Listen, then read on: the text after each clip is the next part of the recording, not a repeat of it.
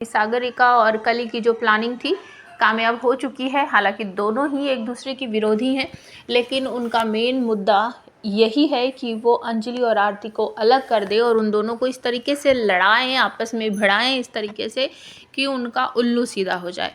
सागरिका तो ये चाहती है कि महक और युवराज की ज़िंदगी नॉर्मल तरीके से चलने लगे, और कली चाहती है कि अंजलि और आरती दोनों मेरी ज़िंदगी से निकल जाए और वेद बाबू मेरी ज़िंदगी में वापस आ जाए, वो मेरे पति ही बनकर ही रहें।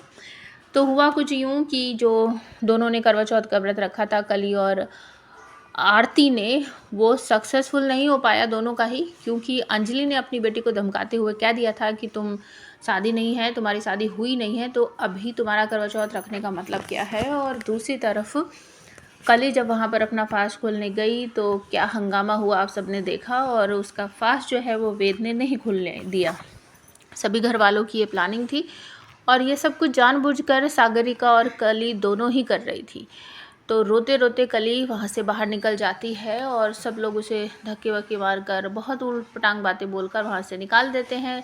रोना धोना सा करके वहाँ से बाहर आ जाती है कली, और बाहर आके बहुत अच्छी तरीके से मुस्कुराती है कि वाह अक्का, मैंने तो इतना अच्छा ड्रामा किया है कि अब तो कोई भी मुझे ये बोल ही नहीं सकता कि मैं वेद बाबू की पत्नी नहीं हूँ। और कल मैं मुस्कुराती है, मतलब वो, और मन ही मन ये सोचती है कि कल मैं इससे अच्छा और नया ड्रामा करूँगी, इतना ड्रामा करूँगी कि सभी को मेरी ही बात माननी होगी कि मैं वेद बाबू की पत्नी हूँ, और ये आरती जो है हमारे बीच में घुसकर हमारा रिश्ता तोड़ने की कोशिश कर रही है। तो एक नया प्रोमो लॉन्च हुआ है जिसमें दिखाया जा रहा है कि अंजलि अपने घर में रेडी हो रही है और दूसरी तरफ राघव सिंह राजपूत भी अपने कमरे में है, रेडी हो रहे हैं।